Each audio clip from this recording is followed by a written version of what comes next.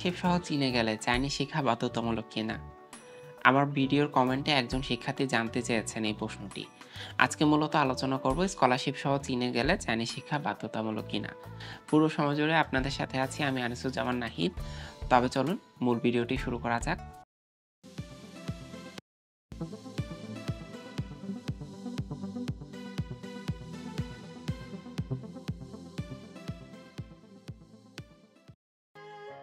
যারা স্কলারশিপ সহ উচ্চশিক্ষায় যাচ্ছেন তাদের জন্য চাইনিজ শিক্ষা বাধ্যতামূলক কিনা এটা অনেকেই জানতে চেয়েছেন। বিশেষ করে একজন শিক্ষার্থী জানতে চেয়েছেন, তার জন্য আজকের এই ভিডিওটি। তো আপনারা যে মতামতগুলো দিচ্ছেন সেটার উপর কিন্তু আমি নিয়মিত কন্টেন্ট বানানোর চেষ্টা করি। তো আপনাদের নিত্য নতুন কোনো তথ্য জানার প্রয়োজন হলে অবশ্যই কমেন্ট বক্সে কমেন্ট করবেন, আমি সেগুলো নিয়ে কন্টেন্ট বানানোর চেষ্টা করব। স্কলারশিপ সহ চীনে গেলে চাইনিজ শিক্ষা বাধ্যতামূলক কিনা? জি, স্কলারশিপ সহ চীনে গেলে চাইনিজ শিক্ষা বাধ্যতামূলক। তবে যারা ডিপ্লোমা প্রোগ্রামে যাচ্ছেন ৩ বছর মেয়াদী প্রোগ্রামে, তাদের ১ম বছর সেই প্রতিষ্ঠান থেকেই কিন্তু চাইনিজ শিখাবে এবং পরের ২ বছর কিন্তু মিক্সড শিখাবে, চাইনিজ ইংলিশ মিলিয়ে কিন্তু শিখাবে। যারা ব্যাচেলর প্রোগ্রামে যাচ্ছেন তাদের কিন্তু লেভেল 4 পর্যন্ত বা এইচএসকে 4 পর্যন্ত কমপ্লিট করতে হবে।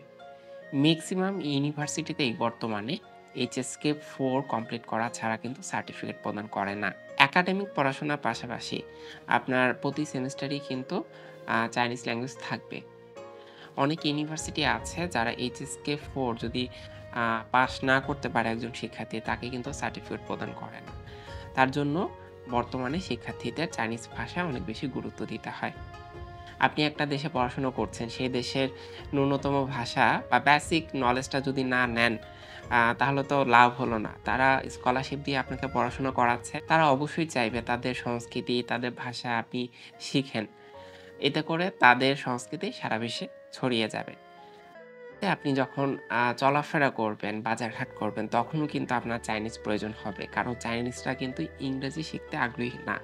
যদিও বর্তমানে প্রচুর শিক্ষার্থীরা ইংলিশের প্রতি আগ্রহ দেখাচ্ছে এবং অনেক অভিভাবকও চাচ্ছে তারা ইংলিশ ভাষা শিখুক।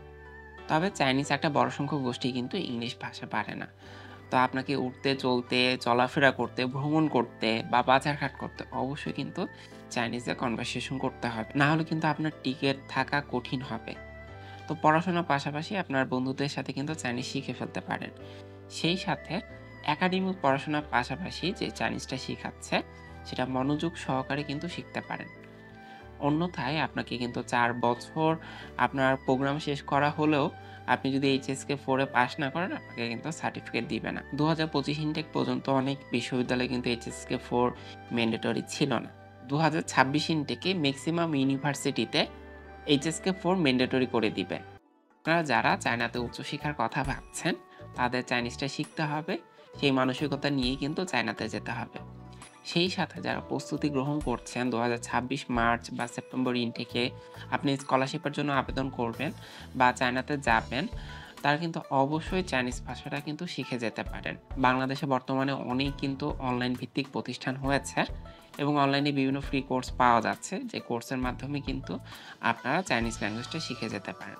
অন্তত বেসিক চাইনিজ ল্যাঙ্গুয়েজ যদি আপনি শিখে যান, চায়না যাওয়ার পরপর আপনার কিন্তু চলাফেরা করতে খুব বেশি সহযোগিতা হবে। আর চায়নাতে গেলে আপনার তো চাইনিজ ভাষা শিখতে হচ্ছেই।